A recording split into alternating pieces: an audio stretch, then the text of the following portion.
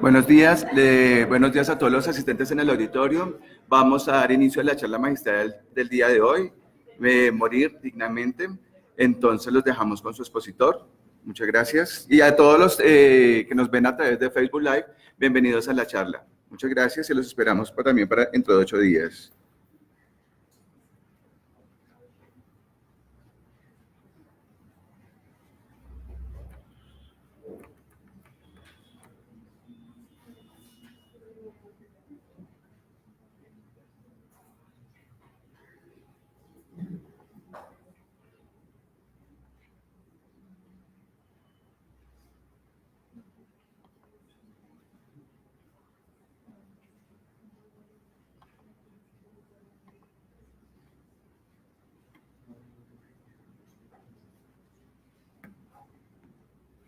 ¿Qué está pasando?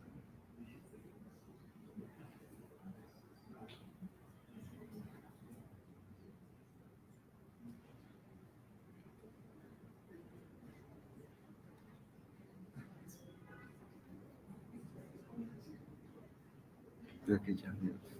Es porque no me deja la...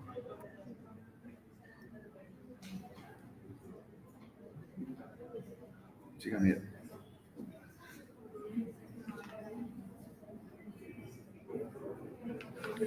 Bien, muy buenos días para todos. Agradezco la invitación que nos hace el hospital, la presencia de cada uno de ustedes acá. Mi nombre es Francisco Javier Correa Delgado, soy abogado, soy abogado penalista, soy abogado experto en derecho médico, llevo 25 años defendiendo médicos y profesionales de la salud por todo este país. Venimos en nombre de la Sociedad Colombiana de Derecho Médico, SCODE. Vamos a hablar esta mañana sobre el derecho a morir dignamente, tiempo que ponemos en manos de Dios, que sea útil a ustedes y sea útil a nosotros. Si ustedes estiman conveniente preguntar algo de lo que estamos hablando, por favor, haga la pregunta, o si quiere preguntar de otra cosa, pero usted tiene la duda, pues con mucho gusto estamos dispuestos a resolverlo. Cuando hablamos de derecho a morir dignamente, tenemos que partir en nuestro medio de lo que ha dicho esta Corte Constitucional, que es la que ha marcado el derrotero. No es que exista una ley, no existe una norma que diga esto es lo que hay que hacer, no. Esta Corte viene desde ese año 1997 a través de la sentencia C-239, exhortando al Congreso de la República a que expida una ley. Pero el Congreso no lo ha hecho, entonces para tratar este tema se desarrolla vía jurisprudencial, es decir, lo que la Corte ha venido enseñando. Entonces, dice la Corte, primeramente está en rojo, que el morir dignamente es un derecho fundamental.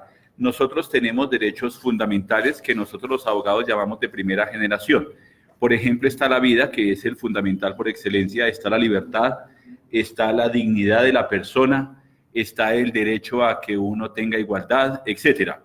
La salud, por ejemplo, también. Está este derecho fundamental a morir dignamente porque tiene que ver con la dignidad, dice la Corte, del ser humano para que decida bajo las circunstancias especiales de ese enfermo que ya no quiere continuar viviendo. Entonces, para llegar a esto, dijo la Corte, se necesita una verificación rigurosa por personas competentes de la situación real del paciente. Personas competentes es ante todo ustedes, los médicos, ¿bien? Porque no puede ser que cualquier gato aparezca a decir es que a mí me parece que usted debe matarlo o que usted se muera. No, tiene que ser alguien que verdaderamente conozca de la enfermedad, conozca de los cuidados, conozca de los tratamientos, conozca del pronóstico de expectativa de esa enfermedad y por supuesto de la vida. Tiene que haber una indicación clara de las personas, nuevamente los médicos, que deben intervenir en el proceso, unas circunstancias bajo las cuales debe manifestar el consentimiento de la persona, es decir, que la persona, por más enferma que esté en una situación terminal, la persona tiene que tener un grado de capacidad y de conocimiento de qué es lo que tiene y qué es lo que él quiere, porque si no, no funcionaría.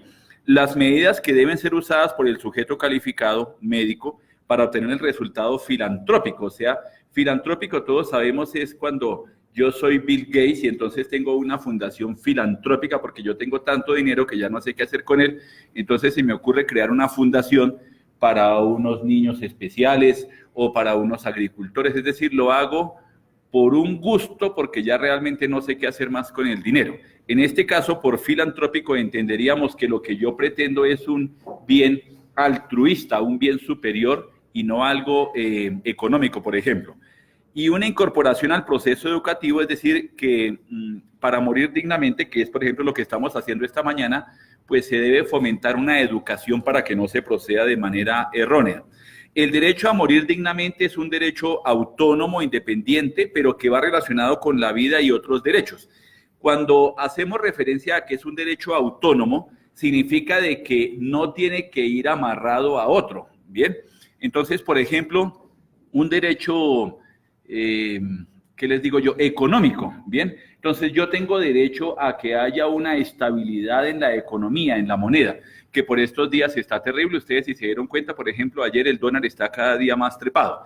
Cada vez que el dólar sube, todo el sistema de vida se descuadra porque todas las cuestiones cambian. Entonces, ayer veíamos con un analista, por ejemplo, que el dólar, para terminar con ese ejemplo, ha subido un 18% y el salario mínimo a comienzo de año subió el 6%, lo que significa que 3 veces ha subido esto y afecta la capacidad adquisitiva de la persona. Pero este derecho no es un derecho por sí mismo. Yo tengo derecho al trabajo, sí, es un derecho autónomo, pero tengo derecho a una economía sana, pues sí, pero va relacionada con otro, no es un derecho autónomo. En este caso, morir dignamente es un derecho per se de la persona. No es posible considerar la muerte digna como un componente del derecho a la autonomía, así como tampoco es dable entenderlo como una parte del derecho a la vida. Va unido a la vida, por supuesto, pero cada uno es independiente, es lo que quiere decir la Corte.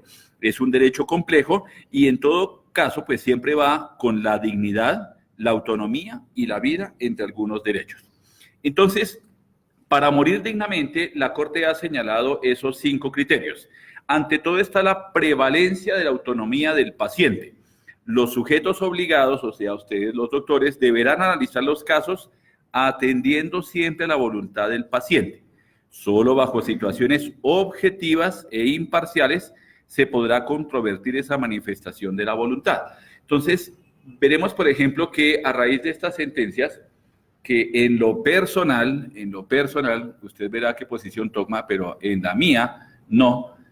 Entonces, decir que un niño, ¿quién es niño? El que tiene de 0 a casi 18 años. Le falta un segundo para los 18 años, ese es un niño, de acuerdo con la ONU. Así sea un gigantón, así, hable así, ya sea todo musculoso, ¿cierto? Es un niño, ¿bien? Un infantil, no un infantil, sino un niño, ¿bien?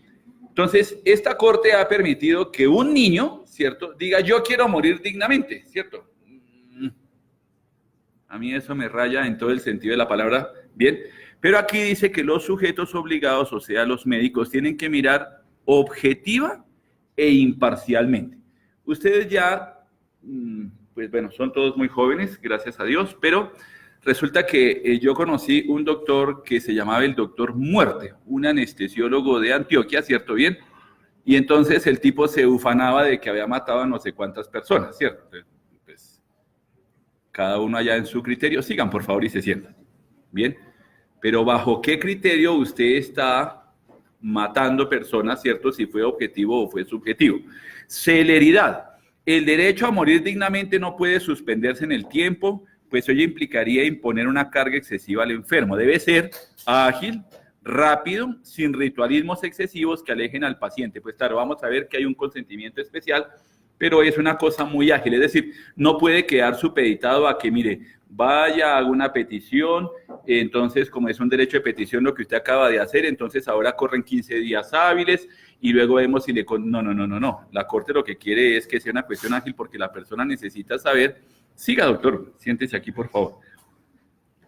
Oportunidad se encuentra en conexión con el anterior criterio, será la celeridad, e implica que la voluntad del sujeto pasivo, o sea, el paciente, sea cumplida a tiempo. Porque resulta que vamos a ver ahorita otra sentencia donde la Corte falla y el paciente ya se había muerto. Entonces dice la Corte, pero esto ya es un caso y que ya es lo que nosotros los abogados llamamos innecesario. Bien. Imparcialidad. Los profesionales de la salud deberán ser neutrales en la aplicación de los procedimientos orientados a hacer efectivo el derecho a morir dignamente. Entonces, aquí tocamos con un punto que es en lo personal lo que toca con mi conciencia. Porque yo toda la vida he defendido de ustedes, ¿cierto? Ustedes tienen una norma muy bonita que se llama Código de Ética Médica, Ley 23 de 1981. Bien, entonces usted arranca con el artículo 1 y lo primero que dice es que la medicina, bien, que es una profesión bellísima, dice que está... sigan por acá, doctores, aquí adelante hay puesto, venga, les quito esto. Sí, por favor. Dice que hay... que es una profesión humanista, cuyo objetivo esencial está en cuidar la vida y los fueros de la persona. Entonces, cuando viene aquí y hablan de muerte, entonces eso en principio choca con el principio fundamental. ¿Para qué me hice yo médico, cierto? ¿Para matar personas o para curar personas y defender la vida? Ahí es donde entonces entra una situación moral, donde cada uno choca con su conciencia. Entonces, ¿yo qué voy a hacer? ¿Me van a obligar a mí como médico a que yo mate personas? No, no estás obligado, porque existe afortunadamente otro derecho que está también garantizado, que también es autónomo, que se llama objeción de conciencia. Bien, listo. Y en todo caso, esta providencia deberá ser interpretada con base, dice, en esa sentencia. Entonces, aquí tenemos esto que es lo que vamos a hablar un tricito. Entonces, vamos a hablar, ustedes están viendo acá, la línea de la vida, ¿cierto? Y luego pues ya se acabó, ¿no? Lo vemos entonces cuando uno está ahí con la maquinita de los signos vitales, ¿cierto? Enchufado y entonces, sí, código azul y siguió, murió. Bien, entonces vamos a hablar de eutanasia, de ortotanasia y de distanasia, porque son los conceptos que tienen que ver con morir dignamente. Entonces, arranquemos con eutanasia. Entonces, si uno parte la palabra etimológicamente, eu, bueno, y thanatos, muerte, eutanasia significa entonces, en la raíz griega, buena muerte, ¿bien? Entonces dice, del término eutanasia es heredero de las palabras griegas, buena muerte. Pero sigue la corte. En 1987, la Asociación Médica Mundial propuso que la eutanasia era el acto deliberado de dar fin a la vida de un paciente. Vamos a ver adelante que siempre va a mediar una acción para querer matar al paciente o una omisión, pero con el mismo objetivo, querer matar al paciente. Por su parte, en enero de 2002, la Sociedad Española de Cuidados Paliativos sostuvo que este procedimiento consistía en la conducta, acción o omisión intencionalmente dirigida a terminar con la vida de una persona que tiene una enfermedad grave e irreversible. Aquí está el quid del asunto, por razones compasivas y en un contexto médico. Yo, que soy jurista, ¿cierto? A mí no puedo en ningún momento venir a decir es que yo, como entonces he defendido tanto a los médicos, entonces ya rasguño 3 palabras de medicina, ¿cierto? Entonces yo puedo practicar eutanasia. No. Eso está exclusivamente reservado a los galenos. Y la otra está, la OMS definió como aquella acción del médico que provoca deliberadamente la muerte del paciente.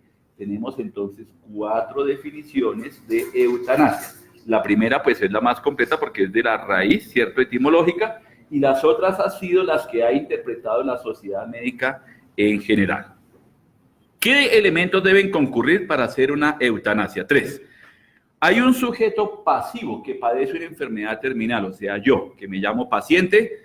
Quiten de sus vocablos esa palabra tan horrible de usuario, ¿cierto? Usuario, las leyes hablan del usuario, horrible esa palabra, ¿cierto? Entonces, en España se habla mejor del enfermo, ¿bien? Porque aquí dicen los detractores, es que paciente, ¿quién es paciente con una enfermedad, o sea, de paciencia? No. La persona tiene una enfermedad, la relación, dice el Código de Ética Médica, médico-paciente, o sea que se ve una relación humana. Cuando usted está hablando de médico-usuario, se refiere a que usted es parte de un engranaje socioeconómico nada más, y yo soy un usuario, ¿cierto? Que soy un esclavo ahí, a ver el Estado qué me puede hacer, pero usted también es otro esclavo de algo más grande que se llama Sistema General de Seguridad Social en Salud, donde el que realmente gobierna eso es un tipo que le importa solo el dinero, que se llama asegurador, EPS, punto, no le importa más. 2, es por eso utilicen mejor la palabra paciente. El sujeto activo, o sea, yo, ustedes que son los médicos, realiza la acción u omisión tendiente a acabar con los dolores del paciente, dice quien en todos los casos debe ser un médico. Que yo soy enfermera jefe, muy bonita jefe, pero no lo puede hacer. Que yo soy fisioterapeuta, muy bonita terapeuta, pero no lo puede hacer. Ah, que yo soy psicóloga, entonces yo conozco mejor a fondo. No lo puede hacer, solo un médico. Y debe producirse por petición, léanlo despacio, expresa, reiterada e informada del paciente. Expresa. Yo quiero que usted me mate, doctor. Reiterada, mire, se lo suplico, es que no aguanto estos dolores tan terribles, ¿cierto? Y usted ya me tiene lleno de morfina y eso ya me hace hasta cosquillas porque sigo con los dolores. E informada, es decir, yo comprendo qué es lo que yo tengo, comprendo que yo me quiero morir y comprendo que usted como médico es el que me va a hacer dicho procedimiento. Bueno, entonces, hay una clasificación de la eutanasia, una según la forma de realizarse y dos según la intencionalidad. La primera es por acción, que se llama positiva, ¿cierto? Entonces es cuando yo hago como médico. Entonces yo cojo una inyección, ¿cierto? Y entonces por aquí todavía, mire, 1, 2, 3 y 4 puestos todavía mis doctoras. Entonces es cuando como médico coloco la inyección, estoy haciendo algo, ¿bien? O puede ser pasiva o negativa cuando es por omisión. Es decir, yo dejo de hacer algo que tenía que hacer porque yo sé que así se va a morir. ¿Cuál? Digamos que el paciente está con nutrición parenteral. Entonces yo le suspendo, le quito la nutrición, ¿cierto? Porque sé que el paciente pues va a decaer y se va a morir. Deje de hacer, entonces me quedo así de bracitos cruzados esperando a ver cómo va muriendo el pisco. Según la intencionalidad, o sea, ¿cuál es la intención que yo tengo en mi razón? Hay una que es directa, ¿bien? Entonces, yo tengo la intención de matarlo, pero dice aquí la Corte, pero hay diferencia con la pasiva o negativa. ¿Por qué? Porque ¿cuál es mi intención de matarlo? Decíamos arriba, pasiva o negativa. Yo le quito la nutrición porque sus dolores son tan espantosos, ya no puedo hacer nada más por usted, entonces es mejor que usted se apague y se muera. Esa es mi intención. Pero aquí puede cambiar. Y ojo, porque aquí entonces está la delgada línea entre infringir o no infringir la ley. Y ya les voy a decir cuál es la consecuencia. Que es que yo quiero matarlo a usted, ¿cierto? Que sí está padeciendo terriblemente, pero es que me urge que se muera porque si no voy a perder la herencia, ¿cierto? O por aquí me dieron un billete largo para hacer o no hacer tal cosa, ¿bien? ¿Cuál es esa delgada línea de la legalidad? Que aquí en este caso, si yo tengo la intención altruista, filantrópica, ¿se acuerdan cuando hablamos de eso? De que usted descanse porque usted ya pobrecito ya está muy mal, a que yo aquí lo haga por algo tan fútil como es la plata, ¿cierto? Entonces la gente vive creyendo que la plata es lo más importante y eso no es cierto, eso no es cierto. Entonces usted lo hace por algo asqueroso como la plata y lo mata, usted se volvió no un médico bajo un criterio que está amparado por la ley, sino un médico homicida, ¿de acuerdo? ¿Bien? No lo puede hacer, porque si no pues va a ir, pues como decimos nosotros, le ponen 2 ganchitos que se llaman esposas y va a la cárcel. La otra es la indirecta, que no hay una intención, entonces puede ser voluntaria, involuntaria y no voluntaria. La voluntaria, el paciente alcanza a manifestar su voluntad, máteme doctor, no resisto más esto. Involuntaria, a pesar de poder consentirla, se realiza el procedimiento sin alcanzarla. El paciente quiere hablar, quiere que lo maten, y es que no puedo expresarlo, y no puedo, ¿cierto? Pero hay que... o no voluntaria. No se puede averiguar la voluntad de quien muere por la imposibilidad de expresarla. El mejor ejemplo, alguien que está en estado comatoso, ¿cierto? Entonces, pues, ¿cómo? ¿Cierto? Y esto ya como que es irreversible, entonces, ¿qué hacemos? Podría ser por ahí. Para hacer la eutanasia necesitamos un consentimiento del sujeto pasivo, pero ese consentimiento debe ser libre e informado, lo cual significa que debe ser manifestado, comillas, con capacidad de comprender la situación en que se encuentra.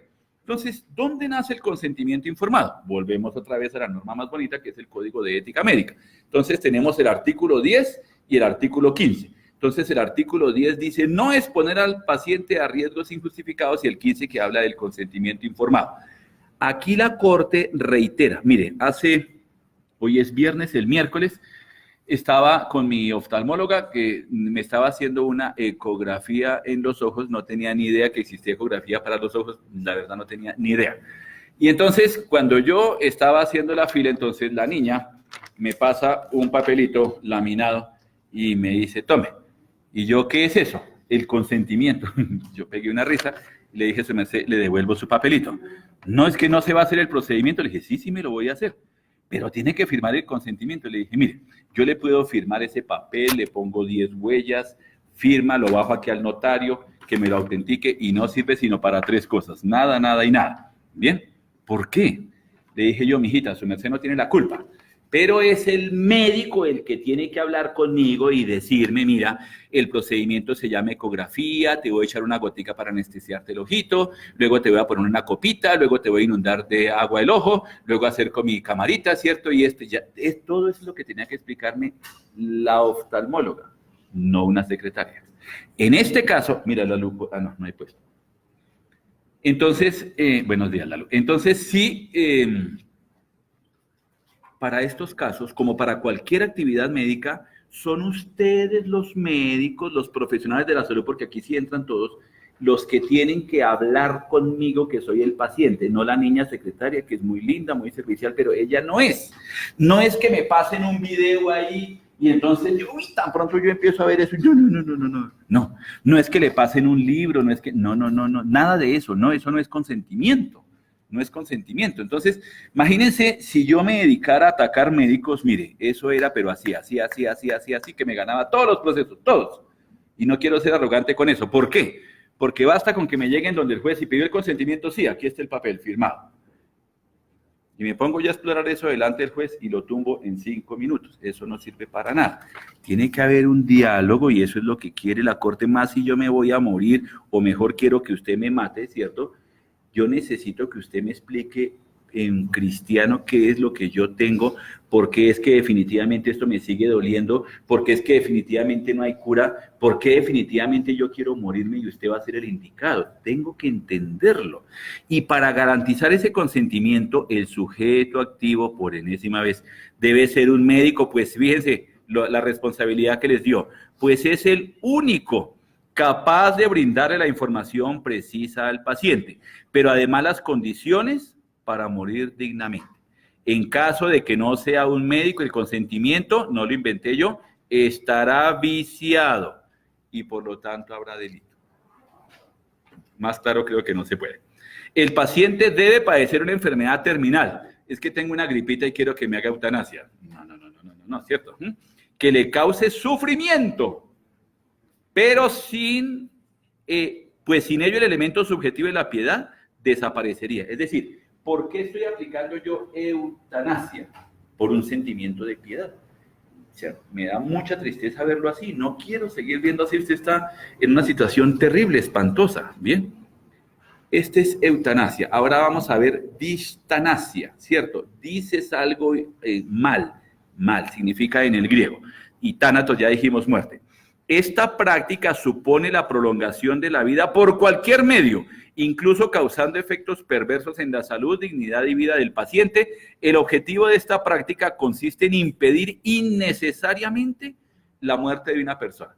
Entonces podemos llegar a ser fanáticos, ¿bien? Entonces sí, la vida es de Dios, sí, 100%, eso no tiene discusión. Pero entonces, como es así, entonces dejémoslo que sufra hasta que por fin se apague. Y lo tienen enchufado como un Robocop y hágale esto y entonces tiene esos bracitos que ya no saben ni por dónde más chuzarlo las enfermeras, ¿cierto? Y el paciente, auxilio, por favor, ya no más, y dele, ¿sí? Mi esposa, entonces, que tiene sus pacientes, entonces resulta que tiene uno que es incluso otro médico, tiene un cáncer cerebral. Y el pobre médico, entonces, cuando podía hablar, entonces dijo, no me hagan tanta cosa, ¿cierto? Porque eso ya sabe para dónde va la cosa. Bien, Y no, cuando ya no pudo hablar, sígale haciendo radioterapia, sígale haciendo, y el médico más mal.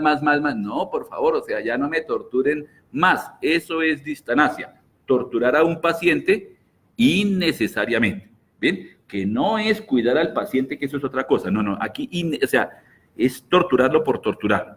Y llegamos al otro, que es el que me gusta, que es la ortotanasia, ¿cierto? Entonces, existe ya una ley para esto, ley 1733, y está a nombre de una señora, ¿cierto? Hay pocas leyes que llevan nombres, pero esta lleva un nombre, que fue una señora que luchó mucho por esto, la señora Consuelo de Saavedra.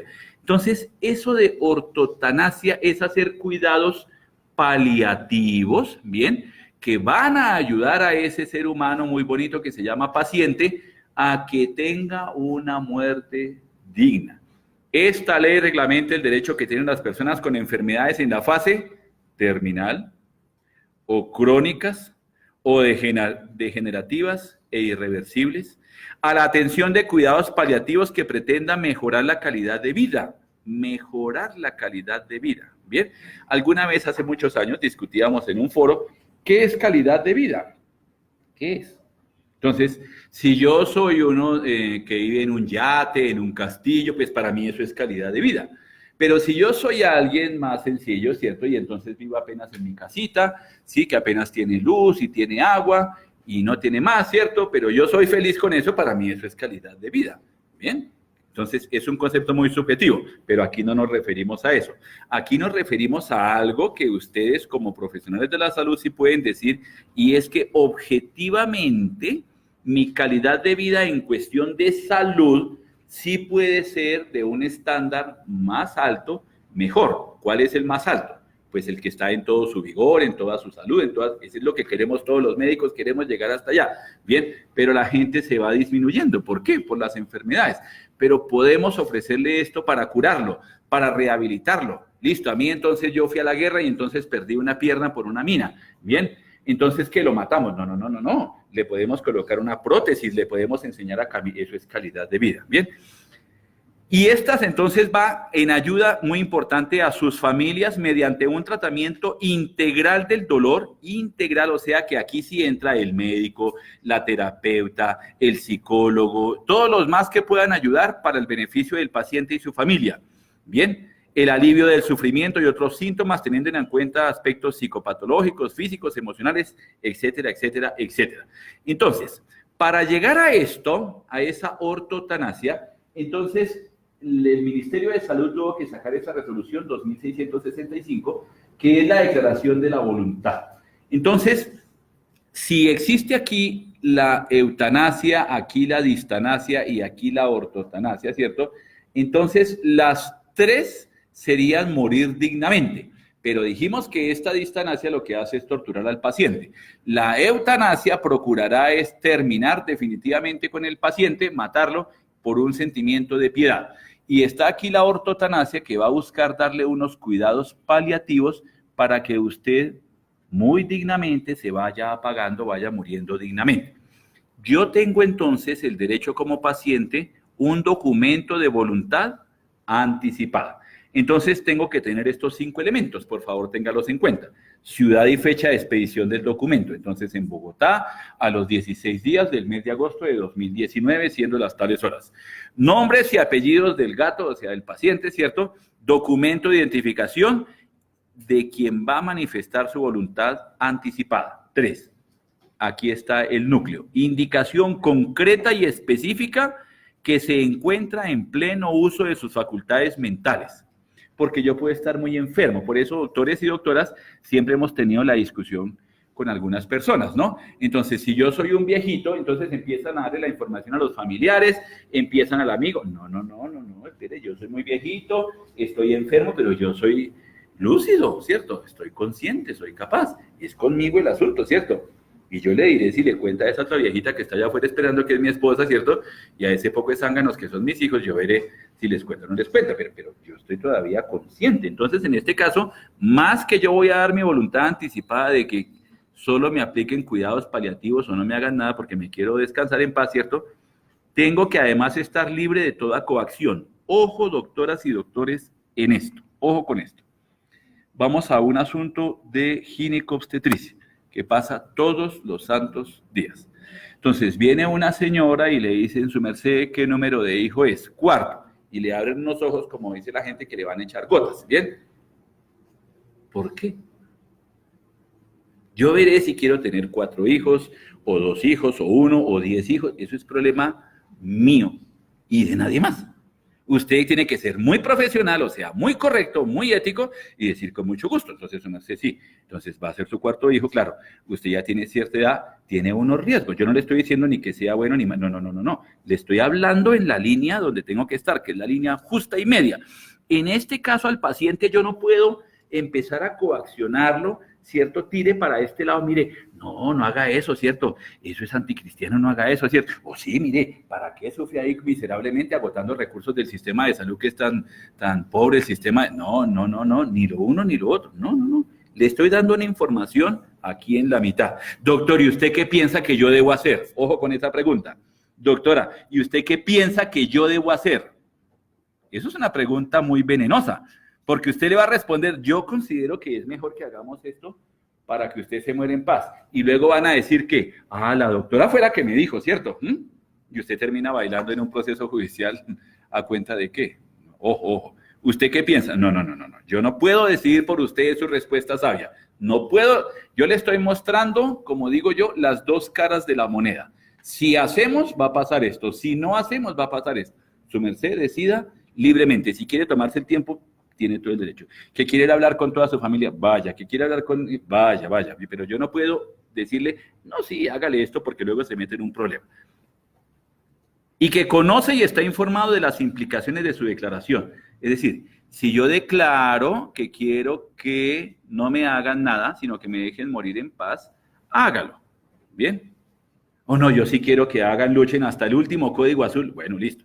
4. Manifestación específica, clara, expresa e inequívoca respecto a sus preferencias en relación al cuidado futuro de su salud e integridad física, así como indicaciones concretas de su cuidado y preferencias al final de la vida. Entonces, por ejemplo, ustedes se han dado cuenta que todos los días están en esto de la vida y la salud. Entonces, un paciente ya está muy agotado y dice, doctora, ¿por qué no puedo irme más bien a mi casa a morirme? Que también es muerte digna. Claro. Y usted ve objetivamente, pues sí, aquí ya ¿qué podemos hacer? No, pues, vaya, mijito, ¿cierto? Vaya. Y se llama a la familia, acompáñenlo, que aquí tenemos un problema. Porque el paciente quiere irse a morir a descansar a su casa porque ya no hay más que hacer. Y la familia, no, médicos asesinos, claro, ¿cierto? Solo les interesa la plata nada más, porque estoy diciendo mentiras, ¿cierto que no? ¿Cierto? Bien, las barbaridades que yo escucho todos los días en los procesos contra ustedes, es que son barbaridades, o sea, yo me molesto porque como los quiero tanto, que los traten de asesinos, de malvados, pero o sea, yo le digo a la gente, pero usted póngase un segundo en los zapatos y la bata de un médico, ¿cierto? Asesinos no son, malvados tampoco son, ¿sí? Y los conozco a todos muy bien, entonces no venga a decirle semejante basura de ofensas, no le diga eso. Entonces la familia, no. Si usted habló con el paciente, entonces de una vez dígale, pero esto no va a ser fácil con su familia. Sí, pero tranquilo, doctor, hágale, yo quiero ir a morir a mi casa en paz. Respete la voluntad del paciente por encima de cualquier otro, ¿bien? Así como indicaciones concretas de su cuidado y protección. Bueno, y la firma de la persona declarante, pues obviamente la persona tiene que firmar. Entonces, ¿cómo se hace ese documento de voluntad anticipada? Se formaliza ante notario, porque el notario da fe pública, ¿bien? O ante 2 testigos, o al médico tratante. Pero fíjese que va bajando, no es, escojamos la del medio, no. Lo importante es que la declaración sea recogida ante notario, que se recoge además por escritura pública, o sea que no es cualquier papelito. Bien, eso es lo ideal. Pero no podemos porque, o sea, ustedes saben, yo no sé si saben, que uno le puede pagar al notario para que salga de su celda de oro, jaula de oro, ¿cierto? Es la notaría y venga aquí al hospital o venga a la casa. Claro, hay que pagarle un poco más al notario. Eso se puede hacer, ¿bien? Porque uno tiene que ir donde el notario, no que el notario venga donde uno, pero uno le puede pagar al notario, dice la ley, es legal, para que él venga hasta acá, pero no tenemos plata o en fin, no se puede. Entonces, ante 2 testigos. ¿Pero quiénes son 2 testigos? Primero, que tienen que ser testigos hábiles. Hábiles es que yo tenga 18 para arriba, sea adulto, mayor de edad, garantizado y comprobado y requete comprobado. Muéstreme su cédula, ¿bien? Listo. Pero no puede ser alguien que tenga cierto tipo de vínculo con la persona. Entonces, por ejemplo, volvemos al más feo de todos los que ya le había colocado el ejemplo. Resulta que yo sí soy el hijo, pues sería un testigo idóneo. Pero resulta que es que yo estoy detrás, ¿cierto? Porque yo soy hijo de tío Rico. ¿Saben quién es tío Rico? Luis Carlos Sarmiento alguno, ¿cierto? Entonces, yo soy hijo de tío Rico y estoy detrás del grupo Aval y todo lo demás, ¿cierto? Entonces, a mí me interesa que este señor se muera cuanto antes, ¿bien? No, eso no, ese no puede ser un testigo, ¿bien? Lo mejor es buscar testigos 100% imparciales. O sea, que no lo conoce, no me conoce a mi médico, no conoce al paciente, simplemente está consciente de que aquí el paciente está diciendo esto delante de una persona que se llama médico y yo soy testigo de eso y sí, ya, no más, mejor. O si no hubo notarios, si no hubo testigos, el médico tratante. ¿Por qué?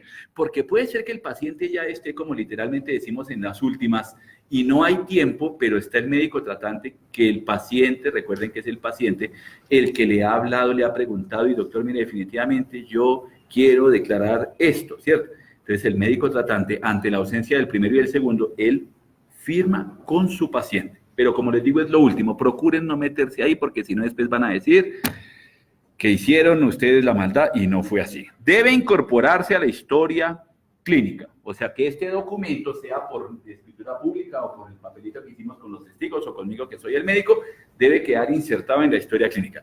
Y ojo lo tercero, tiene que ser confidencial. Entonces me llamó la atención, el martes estaba en el Tribunal de Ética de Cundinamarca, médico de Cundinamarca, y entonces ahí cuando yo pedí las copias de todo el expediente, mandamos al dependiente de nosotros y le entregaron todo el expediente menos la historia clínica. Y yo, ¿pero por qué? Solo puede, me dijo el tribunal, venir o el médico o usted, doctor, por la historia, nadie más. Le dije yo, pero bueno, ¿cuál es el problema? Yo que me la paso y ya viene en avión, le dije, no tengo tiempo, entonces le dije a mi médico, vaya y saque la historia clínica. Y llegó él y ni siquiera le dejaron fotocopiar la historia. Y yo, ¿pero por qué?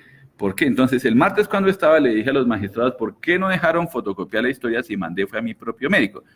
Sí, doctor, pero es que entienda que es que la historia tiene una confidencialidad. Sí, pero hay un autor intelectual que se llama médico, ¿cierto? No piense mal del médico. Y ustedes que son 5 médicos, pues no piense mal de ellos, ¿cierto? Bien, no piense mal. Pero de todas maneras hay que guardar una confidencialidad. Ah, ¿sí sabes que Carlitos firmó una declaración de voluntad anticipada, ¿cierto? No, eso no hay que hacerlo, hay que quedarse mudos. Bueno, esta resolución que es viejísima, simplemente la traje porque son los derechos del paciente. Ya vamos casi concluyendo. Porque yo tengo derecho a elegir, está resaltado, libremente. Ese es un derecho mío y suyo porque usted también es paciente, ¿bien? Libremente. Derecho a disfrutar de una comunicación plena y clara. Por eso es que es mi guerra con esa situación cuando los ponen a que no, que los consentimientos lo haga el residente, que peor que lo haga el interno, que lo haga la enfermera auxiliar, porque ni siquiera la jefe, ¿cierto? Que lo haga la niña de recepción. No, yo tengo derecho a hablar con mi médico, ¿cierto? O sea, ¿qué hacemos? Pero es que es con él el que yo quiero hablar. No me interesa hablar con otra persona porque él es el que me va a atender y más para esto de morir. Y su derecho a recibir un trato digno. ¿Bien? Entonces es muy importante que usted trate con una dignidad y una delicadeza de caballero, de dama, a su paciente siempre. Trátelo con la mejor manera porque eso el paciente le da una confianza. Entonces tenemos a este santo, el Papa Juan Pablo II, que dijo, la renuncia a medios extraordinarios o desproporcionados no equivale al suicidio o la eutanasia. Más bien expresa la aceptación de la condición humana ante la muerte. ¿Por qué traje esa frase del Papa? Porque resulta que él, y es la doctrina de la Iglesia, ¿cierto? Entonces, podemos quedarnos con ese camino intermedio, la ortotanasia. Entonces, no voy a matar a nadie, eutanasia, no voy a mantenerlo usted enchufado de por vida porque solo hasta que último Dios decida, no, porque eso se llama distanausia, estoy torturando al paciente. Nos vamos por este camino intermedio que es, no es ni suicidarme, ni que me aplique el otro, la eutanasia. Entonces, está este decálogo, que lo quiero que lo tengan en cuenta. Jamás es lícito matar a un paciente. Nunca lo maten, por favor. No es lícita la acción que provoca directa o intencionalmente la muerte de un paciente. Nunca la provoca. Bien. No es lícito omitir una prestación debida o normalmente a un paciente. O sea, si usted tiene que hacer algo bien por su paciente, hágalo bien.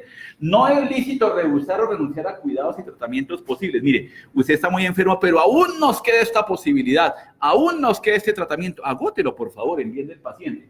No existe la obligación de someter al paciente terminal a nuevas operaciones quirúrgicas. Ven, pura ortotanasia. No, mire, o sea, ya para qué a usted lo torturo más, tengo un método experimental que además saben que está prohibido también por el mismo código, mejor no lo hago, ¿cierto? Entonces, pero eso no me vuelve ni malvado, ni asesino, ni entonces ahora me voy a condenar. No, tampoco, ¿cierto? Tranquilo.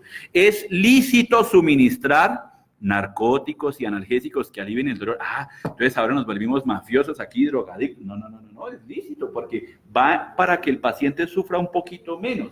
Es lícito, o sea, bueno, dejar de aplicar tratamientos desproporcionados a un paciente en coma irreversible cuando haya perdido toda actividad cerebral. Imagínense, cuando yo era un abogado niño, estaba una vez en el Hospital San Rafael de Girardot y entonces resulta que me dice un médico, pero está en muerte cerebral, pero tenemos que seguir enchufándola. Y le digo, ¿pero para qué? ¿Para qué? Si ya está en muerte cerebral, ¿usted qué está haciendo por ese pobre señor? Nada. Eso se llama distancia. Ahí. No, por favor, no. Lo puede, es un tratamiento desproporcionado. Las personas minusválidas con malformaciones tienen los mismos derechos que las demás personas, concretamente en lo que se refiere a recepción de tratamiento terapéutico. Mucha atención con eso. El Estado, me encanta esto, no puede atribuirse el derecho de legalizar la eutanasia. Por eso aquí está, ¿se acuerda que les dije por allá una colita separada? De la objeción de conciencia. Mire, por más de que el Estado aparezca con sentencias como estas, porque esa primera sentencia del 97 fue un señor terrible que ya se murió, que se llamaba Carlos Gaviria Díaz, ¿cierto? Que el tipo es el que nos ha dejado una sociedad hoy día así. Porque entonces la gente, yo puedo estar con mi bareto todo el tiempo, ¿cierto? Porque es libre de desarrollo de la personalidad. No, eso lo está destruyendo, está afectando, pero no porque es que, sí, yo, sí.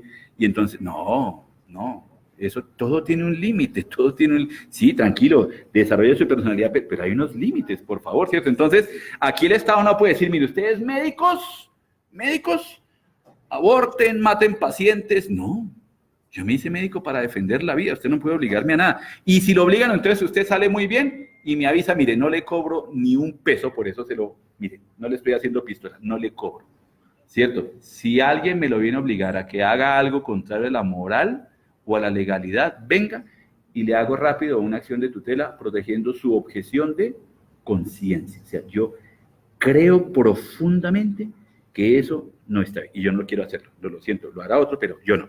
La eutanasia es un crimen contra la vida humana y contra la ley divina, lo que hace responsable a todos los que intervienen en esa delación. Terminamos con 2 diapositivas, la de siempre. Si tienes tú un proceso judicial, entonces, ¿cómo saberlo? Que el paciente solicite copia de la historia clínica, que el paciente presente inconformidad con el profesional, que los colegas expresen reservas, más diligenciamiento de la historia, concepto negativo del auditor, amenazas del paciente. Si le pasa eso, por favor, atento, es posible que tenga un proceso judicial en curso. Pero entonces, ¿yo qué tengo que hacer? Mantener una cordial, buena, estupenda, fantástica relación con mi paciente, sobre todo si estoy vinculándolo con esto de morir dignamente, que el paciente se sienta tan tranquilo con usted que pueda tomar la decisión. Qué doctor tan bello, qué doctora tan bella, ¿cierto? Y me están haciendo todo lo humanamente posible para cuidarme. Pero yo definitivamente, doctora, mándeme a la casa que quiero descansar en paz. Adelante. Detalle su proceder en la historia clínica, actualícese permanentemente. Por eso siempre les agradecemos las invitaciones que nos hacen porque se están actualizando más en sus congresos médicos. Informe de cualquier irregularidad a su superior en la instancia pertinente. Deje el mal genio y la arrogancia. No le ayudan, sí le perjudican, ¿ve? No voy a decir, por supuesto, nombres, ni sitios, ni nada de esa cuestión, pero entonces, ¿qué día? Entonces me contaba de una doctora muy brava, ¿cierto? Muy brava, que los pacientes no podían ni decirle ni mu, ¿sí? Y entonces ahí resultó con una queja, pues mira a ver usted qué hace con su genio, porque mira las consecuencias de su mal genio. Se la iba peleando con los colegas, con las enfermeras, con los pacientes, no, o sea, no, horrible. Pero si tiene un problema, en rojo, consúltenos inmediatamente. ¿Alguna pregunta, doctoras y doctores? Bueno, todos han sido muy generosos con nosotros, son las 8 en punto. Les agradecemos el tiempo, el día. Les deseo que la pasen muy bien. Muchas gracias.